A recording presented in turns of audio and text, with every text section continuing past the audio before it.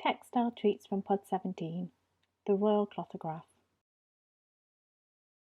Hello and welcome to Glasgow Museums Resource Centre. My name is Rebecca Quinton and I'm the Curator of European Costume and Textiles. Glasgow Museums Resource Centre is a purpose-built museum store situated in Nitz Hill that houses 17 individual climate-controlled stores known as pods. The last store to be developed is Pod 17 for the European Costume and Textile Collection. We are slowly fitting out this store with space-efficient roller racking.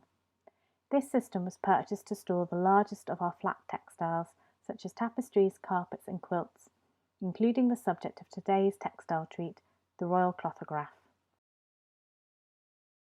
The Royal Clothograph is a large inlay patchwork made from several thousand pieces of wool broadcloth. This fabric was used to make men's coats, ladies' riding habits, servants' liveries and soldiers' uniforms, and it is likely that this patchwork was made from offcuts.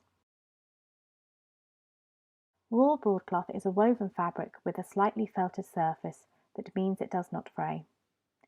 This allows the pieces of cloth to be sewn together abutting each other without seam allowances or overlaps.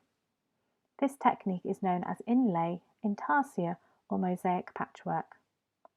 Details are then embroidered over in a variety of different coloured silk threads. Inlay patchwork is thought to have originated in Central Asia, reaching Europe during the medieval period. These two panels in the shape of lancet windows date from about 1472 to 1500 and are now part of the Royal collection. The embroidered inscription along the bottom of this patchwork reads, John Monro, the Paisley artist tailor, born May 16, 1811, author of the Royal Clothograph work of art. This piece of art took 18 years to complete at odd hours. All around the border is the names of men of learning and genius. John Monro was the son of William and his wife Jean Hart, and was baptised in Paisley High Church on the 23rd of May 1811. He trained as a tailor and spent 3 to 4 hours each night after work making large patchworks. Sadly, his other patchworks are not known to have survived, but newspaper reports that record Monro touring the United Kingdom displaying them provide some brief descriptions. The Bradford Observer on the 24th of August 1843 describes a large tablecloth, 8 feet square, of all the colours of the rainbow, consisting of 3,570 pieces, exhibiting 12 human figures and 2 lions that took 11 years to complete. While the London Morning Post reported on the 12th of December 1845 that Monro displayed it at Alnwick for the Duke and Duchess of Northumberland, and hoped shortly to be enabled to display it before Her Majesty at Windsor.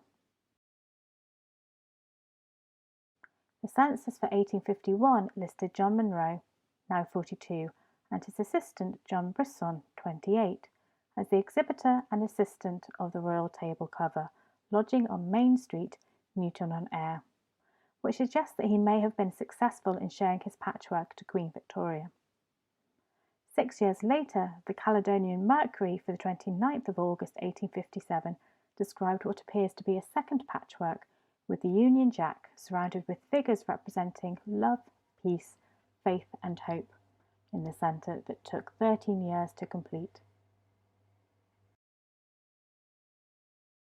A Royal Clothograph table cover, which is made of upwards of 4,000 pieces and took 15 years to complete, was exhibited by Monro at a meeting of the Belfast Revival Temperance Association in November 1860 as an example of what patience and perseverance could accomplish.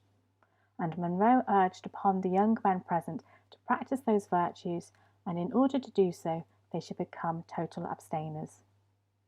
The Belfast newsletter described it as having 32 divisions, showing the human figure, lines from nature, sea views, landscapes, and the great divisions of the globe, Ireland, England, Scotland.